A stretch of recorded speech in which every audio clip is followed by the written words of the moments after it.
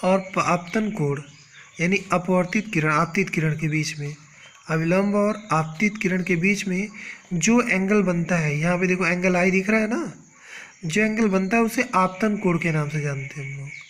ठीक है, नीचे ये आपका आपतन बिंदु है जहाँ पे अविलंब आपतित किरण और अपवर्तित किरण आपस में मिलती हैं, वो आपका कौन सा बिंदु होता है? आपतन बिंदु होता है। ठीक है, अब नीचे देख लो यहाँ पे कि ये जो आर दिख रहा है, ये जो आर है वो अपवर्तन कोण है। इसका मतलब ये है कि अभिलंब और अपवर्तित किरण के बीच का जो कोण होता है वो कौन सा कोण होता है? अपवर्तन कोण कहलाता है। ठीक है, चलो यहाँ पे देख लो, बगल में हम लिखे हैं कि ये केस कब लागू होता है। ये देखो, जब प्रकाशित किरण किसी सघन माध्यम से, सघन मतलब कांच से विरल माध्यम में जाती है तो यह अभिलंब से दूर हट जाती है। ठीक है, क्या होता है? ये अभिलंब से दूर हट जाती है। चलो आगे आ जाओ, ये तो पहला केस था। दूसरे केस की बात करें, यहाँ देखिए दूसरा फिगर, दूसरे केस की बात करें तो अब देखो ऊपर उलट गया, ऊपर विरल माध्यम है तो विरल का मतलब होता है वायु। ठीक है, और नीचे क्या है आपका? नीचे सघन माध्यम है, सघन माध्यम का मतलब क्या हो गया? कांच। अब देखो यहाँ पे जब उलट गया तो जैसे आपतित किरण आपतन बिंदु पर गिरती है यानी कांच पे, तो ये टकराने के बाद जैसे ही दूसरे माध्यम में प्रवेश करती है ये अभिलंब की ओर देखो झुक जा रही है, यानी कांच में प्रवेश करने पर यह अभिलंब की ओर थोड़ा सा टेढ़ा दिखाई देता है, यानी झुक जाता है। ठीक, तो देख लो, आने वाली किरण को हम लोग क्या कहेंगे? आपतित किरण। जाने वाली किरण को क्या कहेंगे? अपवर्तित किरण। और ऊपर क्या है आपका? विरल माध्यम, नीचे सघन। सघन का मतलब ये नीचे पूरा कांच या वाटर मान सकते हो, जल, और ऊपर मतलब वायु है पूरा, और ये क्या आपका? अभिलंब है। ठीक है, तो ये था सेकेंड केस, यानी इसमें दो केस अप्लाई होते हैं। पहला कि जब प्रकाशीय किरण सघन माध्यम से विरल माध्यम में प्रवेश करे, और दूसरा विरल माध्यम से सघन माध्यम से। तो जैसे ही सघन माध्यम से विरल माध्यम में जाएगा ये अभिलंब की ओर झुक जाता है। ठीक है, तो देख लीजिए यहाँ पे हम लिखे हैं कि जब प्रकाशीय किरण विरल माध्यम से सघन माध्यम में जाता है तो अभिलंब की ओर झुक जाता है। देख लो, जब प्रकाश किरण किसी विरल माध्यम से सघन माध्यम में जाती है तो अभिलंब की ओर झुक जाती है। चलिए आगे,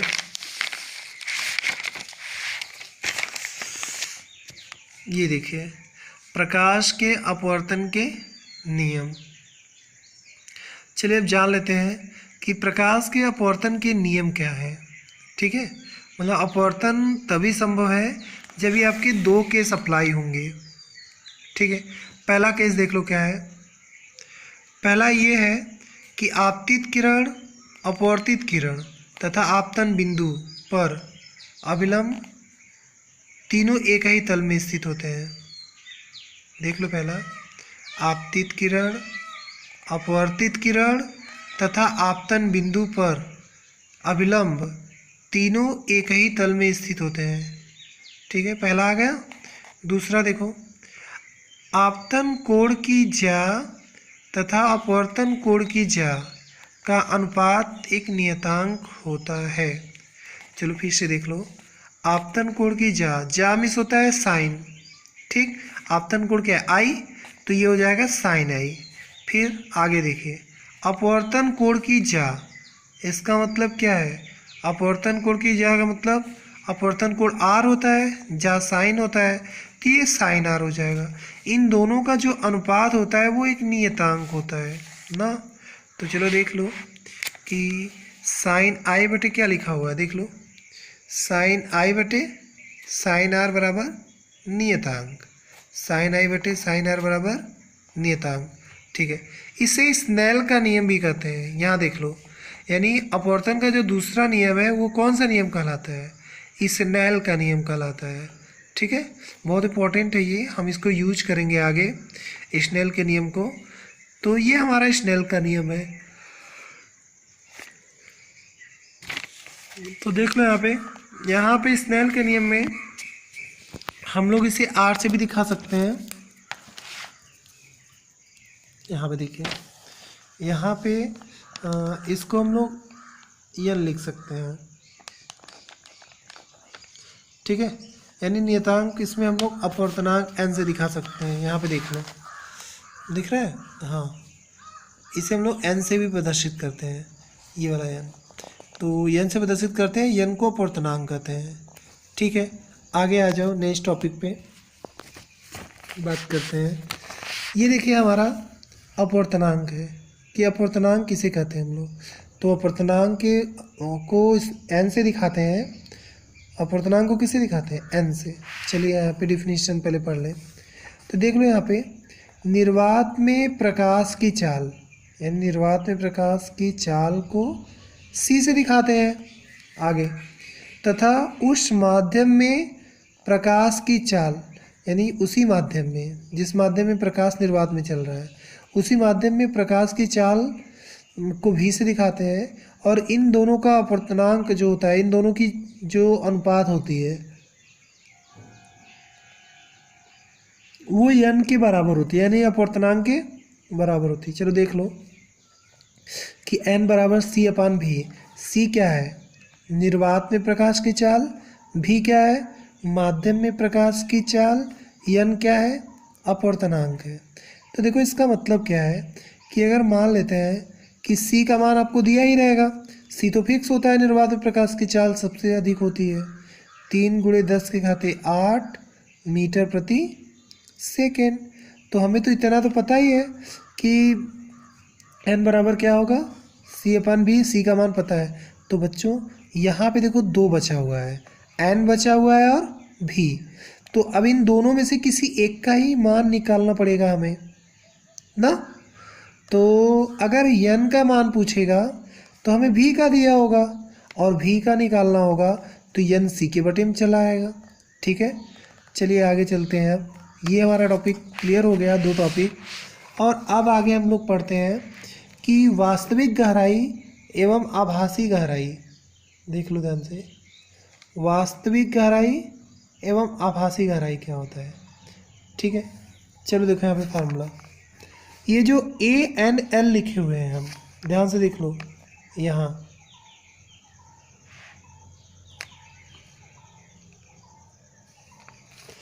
देखिए, जो हम लोग ए एन एल लिखे हुए हैं, तो ए एन एल का मतलब होता है कि जो प्रकाश है ना, वो कहाँ से कहाँ चल रहा है, वो वायु से किस में जा रहा है,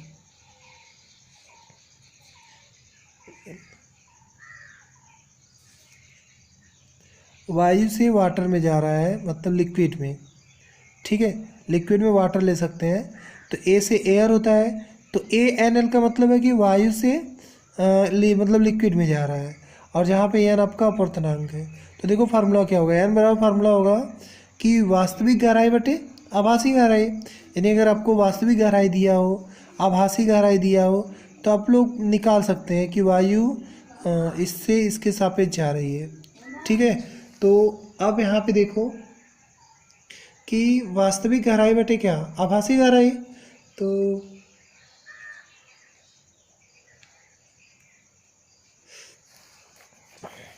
यहाँ पे ए एन एल लिखा हुआ है, और ये क्या आपका वास्तविक गहराई बटे आभासी गहराई। चलिए आगे देखिए कि वास्तविक आभासी गहराई को हम लोग स्मॉल एस से प्रदर्शित करते हैं, और वास्तविक गहराई को कैपिटल एस से। तो अगर हमें इस आभासी गहराई का मान निकालना होगा, तो एच बराबर क्या होगा, वास्तविक गहराई बटे द्रव का अपवर्तनांक ना। तो ये फार्मूला हम लोग यूज करेंगे, कहीं अगर क्वेश्चन आएगा तो हम इसी फार्मूले से लगाएंगे, ठीक। आगे आ जाओ, यहाँ देखिए अपवर्तनांकों के बीच संबंध, ठीक है। चलिए अपवर्तनांकों के बीच संबंध के बारे में बात करते हैं हम लोग कि कैसे हम लोग इसको सॉल्व करेंगे। तो आ जाइए अब यहाँ पे,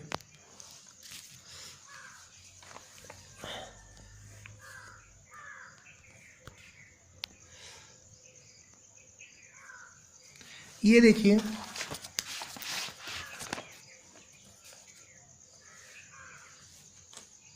यहाँ पे ये हमारा ये माध्यम है, और ये कौन सा माध्यम है, ये वायु है। और ये क्या आपका, ये मान लेते हैं आपका ग्लास है, यानी ग्लास मतलब होता है कांच। ठीक है, आप ध्यान से देखो कि जब प्रकाश वायु से किस में आएगा, ग्लास में, तो इसके लिए हम लोग क्या लेंगे कि ANG। ठीक है, लेकिन जब ग्लास से वायु में जाएगा तब ये GN हो जाएगा। ठीक है, चलो अब स्नेल का नियम लगाते हैं। तो स्नेल का नियम क्या कहता है, स्नेल का नियम कहता है कि जब हम लोग वायु से ग्लास में आएंगे तो स्नेल का नियम क्या हो जाएगा, साइन I बटे साइन R बराबर ANG। ठीक है, दूसरे में क्या है, जब उलट जाएगा तो ये क्या हो जाएगा, साइन R बटे साइन I बराबर क्या, GNA। अब इन दोनों का आपस में गुणा करो तो देखो यहाँ पे क्या होगा, ये हो जाएगा GNA गुणे ANG। ठीक है, और जब गुणा करेंगे तो ये पूरा कट के कितना आएगा, 1 आ जाएगा। देख लो, जैसा कि हमने यहाँ पे लिखा है, जब ये 1 आ जाएगा तो इसको अगर इसके बटन में भेजेंगे तो हमें यही मिलेगा।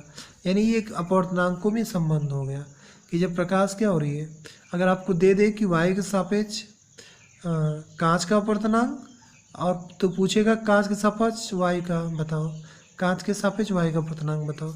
अब आगे आ जाओ। इसी प्रकार अगर 3 माध्यम है तो देखो प्रकाश पहले किस में जाएगी, 3 माध्यम का मतलब क्या, वायु हो गया, ग्लास हो गया, और क्या, जल हो गया, यानी वाटर हो गया। तो यहाँ पे देखने में पता चल रहा है कि जैसे ही प्रकाश क्या होगी, वायु से किस में जाएगी, ग्लास में जाएगी। ठीक है, फिर ग्लास से जल में जाएगी, और फिर जल से किस में आएगी, वायु में आएगी। तो देखो इसी प्रकार हम इन तीनों में भी रिलेशन दिखा सकते हैं, और इस पर क्वेश्चन भी लगा सकते हैं हम लोग। ठीक है, तो चलो उसके बारे में और आगे पढ़ते हैं, हम लोग क्वेश्चन लगाते हैं।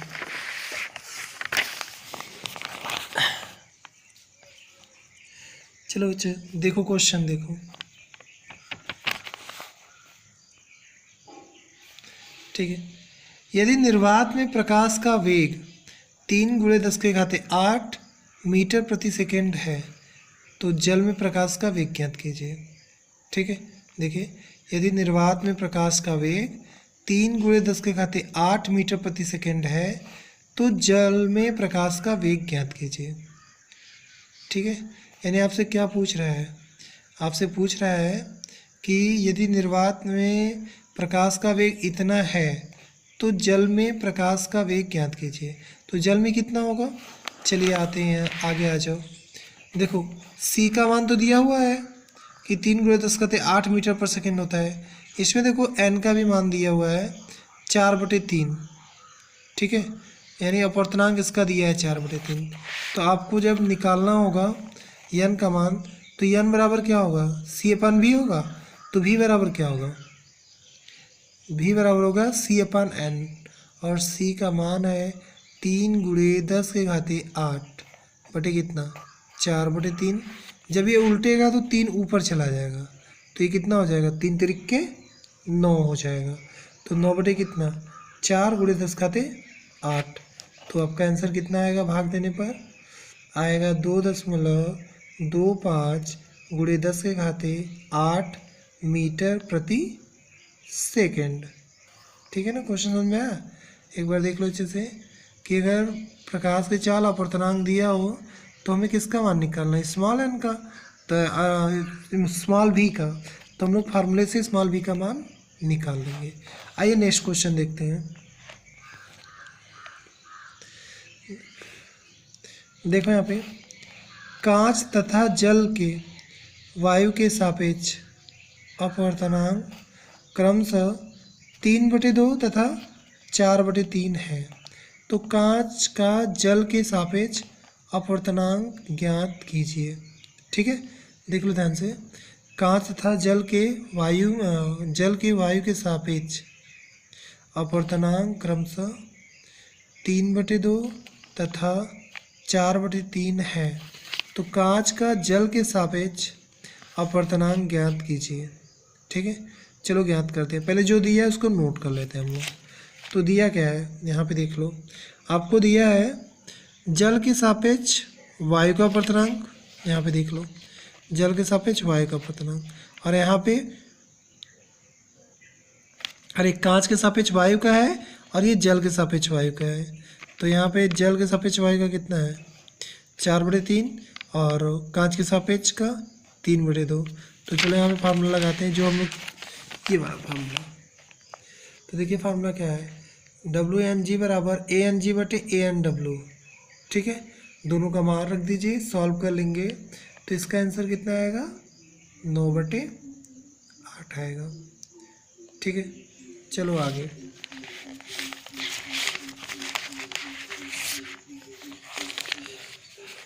प्रकाश के अपवर्तन पर आधारित कुछ घटनाएं। ठीक है, चलो अब अपवर्तन जो प्रोसेस हम लोग पढ़े हैं उस पर कुछ घटनाओं के बारे में हम लोग डिस्कस करते हैं। ठीक है, ये घटनाएं कौन सी हैं आइए देखते हैं। चलो देखो ध्यान से। पहला है रात्रि में तारों का टिमटिमाना। ठीक है, तो देखो रात्रि में जो तारे टिमटिमाते हैं उनका मेन कारण क्या है, अपवर्तन है। और टिमटिमाने का जो कारण है वो आपका ताप पे निर्भर करता है। उनका ताप जो होता है हमेशा चेंज होता रहता है, इसलिए वो आसमान में हमें टिमटिमाते हुए नज़र आते हैं। ठीक है, तो अगर आपसे कहीं एग्जाम में पूछ ले कि तारों का रात्रि में टिमटिमाना किस कारण पर आधारित है, यानी किस घटना पर आधारित है, तो किस घटना पर आधारित होगा, ये आपका है अपवर्तन पे। ठीक है, नेक्स्ट आ जाओ। नेक्स्ट क्या है, सूर्य का वास्तविक सूर्योदय से पहले, यानी सूर्य का निकलने से पहले और डूबने से पहले, ठीक है, क्या दिखाई देना, लाल दिखाई देना या सिंदूर कलर का दिखाई देना, ये है। तो चलो बच्चों जानते हैं कि जो सूर्य होता है वो डूबते और उगते समय कैसे आपको लाल दिखाई देता है, ठीक है, या फिर कैसे आपको सिंदूर कलर का दिखाई देता है। चलो बात करते हैं। हम लोग जानते हैं कि कलर में सबसे अधिक तरंग दैर्ध्य, यानी रंगों में सबसे अधिक तरंग दैर्ध्य जो होता है वो आपका लाल रंग का होता है। किसका होता है, लाल रंग का। और हम ये भी अच्छी तरीके से जानते हैं कि जिसका तरंग दैर्ध्य सबसे अधिक होगा वो हमें दूर से ही दिखाई देगा। कहाँ से दिखाई देगा, दूर से दिखाई देगा। ठीक है, तो चलो यहाँ पे देखो 7 कलर होते हैं जिनका नाम है विवग्योर। क्या नाम है, विवग्योर। तो बैगनी होता है, इंडिगो होता है और ब्लू होता है, ठीक है, ग्रीन होता है, येलो होता है और ऑरेंज होता है और फिर रेड होता है। तो हम लोग जानते हैं कि वायलेट जो होता है वो ज़्यादा फैल जाता है और हमें दूर से दिखाई नहीं देता है। तो इसलिए सूर्य जो होता है, पृथ्वी का आकार जो होता है कुछ चिपटा हुआ है, यानी बीच में दबा हुआ है, किनारों पे फैला हुआ है। तो अब ये बताओ कि जब शाम को सूर्य डूबेगा और उगेगा तो हमारी निगाहों से क्या होगा, बहुत दूर होगा। और जब ज़्यादा दूर होगा तो रिफ्लेक्शन के कारण केवल हमें लाल रंग ही हमारे आंखों तक पहुंच पाएगा, बाकी कलर रास्ते में आते आते क्या हो जाएंगे, गायब हो जाते हैं। तो इसलिए जो सूर्य होता है वो उगते और डूबते समय में कैसा दिखाई देता है, लाल दिखाई देता है। ये भी अपवर्तन का ही कारण है। किसका कारण है, ये अपवर्तन का कारण है। चलिए नेक्स्ट देख लो। पानी से भरा तालाब अपेक्षाकृत कम गहरा दिखाई देता है। हाँ देखिए, ये भी अपवर्तन का कारण है कि हम लोग देखते हैं कि जो पानी का तालाब होता है और जो पानी का बना होता है टंकी, उसमें अगर हम लोग देखते हैं तो टंकी का जो तल होता है वो हमें जैसे लगता है ऊपर की ओर दिखाई दे रहा है। तो ये अपवर्तन के कारण ऐसा होता है। या तो आप जल में, नेक्स्ट एग्जांपल है, अगर आप जल में एक पेंसिल डाल दीजिए तो आप देखेंगे कि जो पेंसिल होगा वो थोड़ा टेढ़ा मुड़ा हुआ प्रतीत होगा। कैसा होगा, हाँ मुड़ा हुआ प्रतीत होता है। तो जब मुड़ा हुआ प्रतीत होगा तो ये भी अपवर्तन का ही एक कारण है। ठीक है, तो बच्चों हम लोगों ने क्या पढ़ा, प्रकाश के अपवर्तन पर आधारित कुछ घटनाओं के बारे में पढ़ा, जिसमें से मैंने 5-6 घटनाएं आपको बता दिया। ठीक है, तो अब नेक्स्ट हम लोग देखते हैं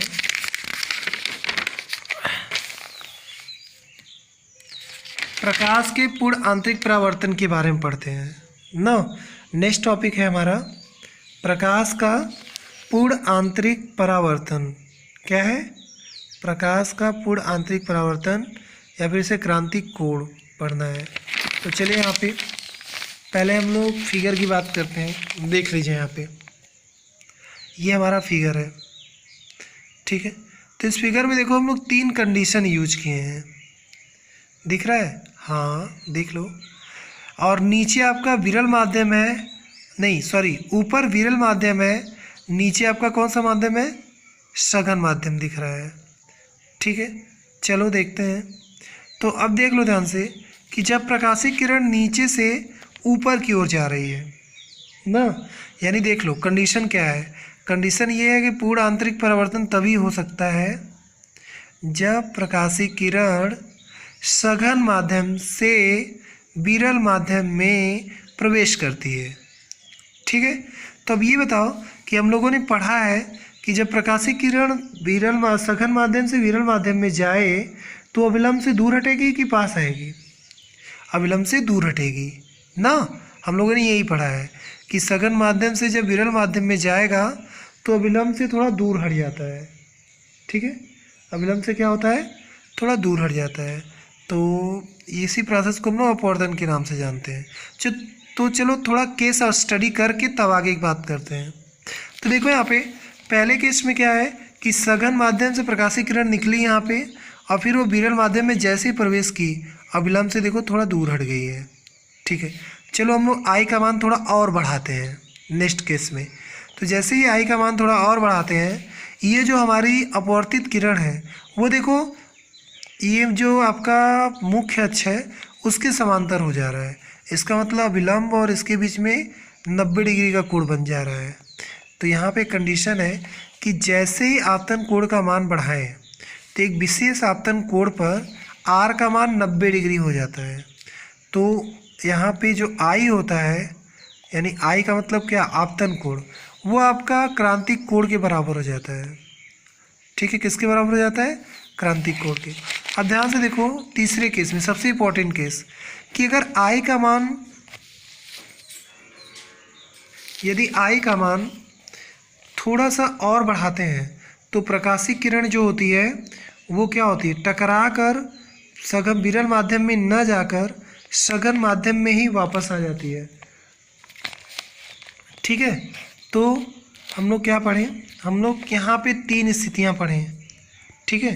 पहला क्या कि प्रकाशिक किरण सघन माध्यम से विरल माध्यम में जब जाएगी तो अविलंब की ओर थोड़ा हट जाती है, ठीक है।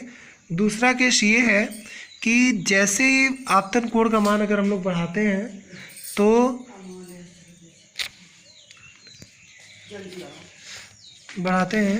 तो आई बराबर, जैसे ही आर का मान 90 डिग्री होता है तो आई जो होती है वो सी के बराबर हो जाती है, ठीक है ना। नेक्स्ट केस पढ़ते हैं कि जैसे ही हम लोग ये प्रकाशिक किरण डालते हैं सघन माध्यम में आई का मान बढ़ा के, तो एक ऐसा कंडीशन आता है कि ये किरण जो होती है वो विरल माध्यम में न जाके सघन माध्यम में ही वापस लौट जाती है। तो इसी प्रोसेस को हम लोग क्या कहते हैं? पूर्ण आंतरिक परावर्तन, यानी पूरा का पूरा परावर्तित हो जाती है किरण। देख रहे हैं ना, ठीक है। यहाँ देखिए 3 कंडीशन है। इस केस में आपका क्रांतिक कोण का मान अधिक है, इस केस में क्रांतिक कोण का मान आई के बराबर है, इसमें कि आई का मान यहाँ पे सी से बहुत अधिक है। तो यहाँ पे देख लो कि एक विशेष आपतन कोण पर अगर आर का मान 90 डिग्री होता है तो आपका जो आपतन कोण है वो क्रांतिक कोण में बदल जाता है, ठीक है। डिफिनेशन पढ़ लो, देखो यहाँ पे कि सघन माध्यम में वह आपतन कोण जिसके लिए विरल माध्यम में अपवर्तन कोण सम कोण के बराबर हो जाता है, ठीक है। सघन माध्यम का क्रांतिक कोण कहलाता है जिसे सी से प्रदर्शित करते हैं। देख लो, सघन माध्यम में बना वह आपतन कोण जिसके लिए विरल माध्यम में अपवर्तन कोण सम कोण के बराबर हो जाता है, तो इसे हम लोग क्या कहते हैं? सघन माध्यम का क्रांतिक कोण कहलाता है, इसे सी से प्रदर्शित करते हैं। चलो इसका फार्मूला देख लेते हैं। देखो यहाँ पे फार्मूला क्या होगा? फार्मूला ये होगा कि जब प्रकाशीय किरण सघन माध्यम से विरल माध्यम में जा रहा है तो यहाँ पे n बराबर क्या लिखेंगे, लिखेंगे साइन r बटे साइन i। ठीक है, अब ये देखो कि जब i का मान c के बराबर होता है तो r कितने डिग्री का हो जाता है, 90 डिग्री का हो जाता है। रखते हैं, देखो तो ये हो जाएगा n बराबर साइन 90 डिग्री बटे साइन c। ठीक है, अब ये बताओ साइन 90 का मान कितना हम लोग जानते हैं, तो हम लोग जानते हैं कि साइन 90 का मान जो होता है वो आपका 1 होता है। कितना होता है, 1 होता है। तो ये बताओ n बराबर कितना हो गया, 1 बटे साइन c। ये देख लो, ये आपका क्रांतिक कोण और अपवर्तनांक में संबंध होता है। बहुत इंपॉर्टेंट है ये, कि ये आपका क्या है, या फिर लिख सकते हैं यहाँ पे कि साइन c बराबर 1/n। तो c बराबर क्या हो जाएगा, ये हो जाएगा साइन इनवर्स, यानी साइन इधर से उधर जाएगा तो इनवर्स हो जाता है बटे n। अब यहाँ पे ये फार्मूला आपको मिल गया। और ये कौन सा फार्मूला है आपका, है ये फार्मूला है क्रांतिक कोण और अपवर्तनांक के बीच में संबंध है। ये क्या आपका क्रांतिक कोण और अपवर्तनांक के बीच में संबंध होता है। ठीक है, आइए नेक्स्ट क्या है, शर्तें। चलो, अगर अपवर्तन की शर्तों के बारे में बात करें, यहाँ पे देख लीजिए। अगर हम लोग क्या करते हैं, अपवर्तन की शर्तों के बारे में बात करें, तो पहली शर्त तो यही है कि प्रकाशीय किरण जो होगी वो सघन माध्यम से विरल माध्यम की ओर ही जानी चाहिए। अगर सघन से विरल में जाएगी तभी आपका पूर्ण आंतरिक परावर्तन संभव हो सकता है। ठीक है ना। नेक्स्ट देखो, सेकेंड कंडीशन क्या है कि प्रकाश का जो आपतन कोण होगा वो क्रांतिक कोण से अधिक होना चाहिए। यानी जो आपतन कोण का मतलब आई का मान है वो सी से क्या होना चाहिए, अधिक होना चाहिए, तभी आपका पूर्ण आंतरिक परावर्तन संभव है। तो अगर हम लोग पूर्ण आंतरिक परावर्तन की डिफिनीशन की बात करें तो आप लिख सकते हैं कि जब हम लोग आई के मान को धीरे धीरे बढ़ाते हैं तो कि प्रकाश की एक स्थिति में यदि आपतन कोण का मान, ठीक है, क्रांतिक कोण से अधिक हो जाता है, यदि आपतन कोण का मान क्रांतिक कोण से अधिक हो जाता है तो प्रकाश का पूर्ण आंतरिक परावर्तन हो जाता है। ठीक है, तो पूर्ण आंतरिक परावर्तन कब होगा, जब आई का मान सी से अधिक होगा। ठीक है ना। चलो एग्जाम्पल के बारे में बात करें कि पूर्ण आंतरिक परावर्तन के एग्जाम्पल्स क्या क्या होते हैं, यानी उदाहरण क्या है। तो उदाहरण में देख लो, पहला पॉइंट है रेगिस्तान में मरीचिका कैसे बनता है। ठीक है, चलिए मरीचिका का नाम शायद आप लोगों ने सुना होगा हाई स्कूल में, कि जब हम लोग पढ़े होंगे वहाँ पे तो हमने बताया था कि मरीचिका कैसे बनता है। जैसे हम लोग जानते हैं कि ये बनता है नहीं, बस एक आभास होता है, हमें दिखाई देता है। ठीक है, एक्चुअली वो होता है नहीं, केवल ये प्रकाश के अपवर्तन के कारण हमें दिखाई देता है, पूर्ण आंतरिक परावर्तन के कारण। तो चलिए यहाँ पे देखते हैं कि जैसे हम लोग जब दोपहर में घर से निकलते हैं तो हम लोग देखते हैं कि रोड पे हमें पानी चमकता हुआ दिखाई देता है। ठीक है, रोड पे क्या होता है, हमें पानी चमकता हुआ दिखाई देता है, लेकिन जैसे ही हम लोग पास पहुँचते हैं वो पानी क्या होता है, गायब हो जाता है। ठीक है, तो रोड पे जो पानी हमें दिखाई देता है वो प्रकाश के पूर्ण आंतरिक परावर्तन के कारण दिखाई देता है।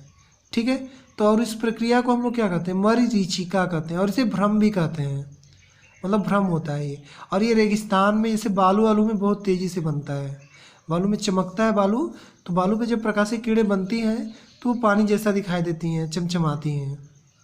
ठीक है, ठीक, आगे देखो, ठंडे प्रदेशों में मरीचिका का बनना। नेक्स्ट है जल में परख नली का चमकीला दिखाई देना, ये भी आपका पूर्ण आंतरिक परावर्तन कारण होता है। और यहाँ पे देखिए, अगर कांच में दरार पड़ जाए तो जैसे दरार पड़ती है आप लोग देखते होंगे कि दरार पे जैसे ही प्रकाश पड़ता होगा वो आपको एकदम चमकता हुआ आपके आंखों पे दिखाई देता है। तो ये भी आपका क्या है, पूर्ण आंतरिक परावर्तन का ही उदाहरण है। नेक्स्ट है प्रकाशीय तंतु, और एक और है आपका हीरे का चमकना।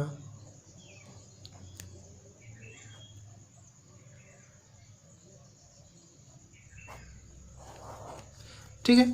चलो देखो यहाँ पे हीरा कैसे चमकता है। तो हम लोग जानते हैं कि जैसे जब हीरे पे प्रकाशीय किरण पड़ती है तो वो क्या होता है, काफ़ी तेज़ी से चमकने लगता है, क्योंकि हीरे में प्रकाश का पूर्ण आंतरिक परावर्तन होता है, तभी जो प्रकाशीय किरणें होती हैं वो उसमें चमकती हुई नज़र आती हैं। ठीक है, तो ये हमारा था सेकेंड यूनिट, जिसमें हम लोगों ने क्या पढ़ा, जिसमें हम लोगों ने पढ़ा प्रकाश के अपवर्तन के बारे में, पूर्ण आंतरिक परावर्तन के बारे में, उसके एग्जाम्पल्स के बारे में हम लोग पढ़े। ठीक है, तो हमारा ये जो चैप्टर है प्रकाश का वो खत्म हो गया। ठीक है, अब आपको आगे अपना न्यू चैप्टर पढ़ना है जो थोड़ा अलग है पीछे वाले चैप्टर से। ठीक है, अभी ये जितना आप लोग पढ़े हैं वो सारा का सारा आपको कहाँ से मिलता जुलता प्रतीत हो रहा है, सब आपका हाई स्कूल से बना है। ठीक है, यानी ये हाई स्कूल का पिछला चैप्टर है जो आपको यहाँ से मिलेगा। तो आज के लिए इतना ही, थैंक्स।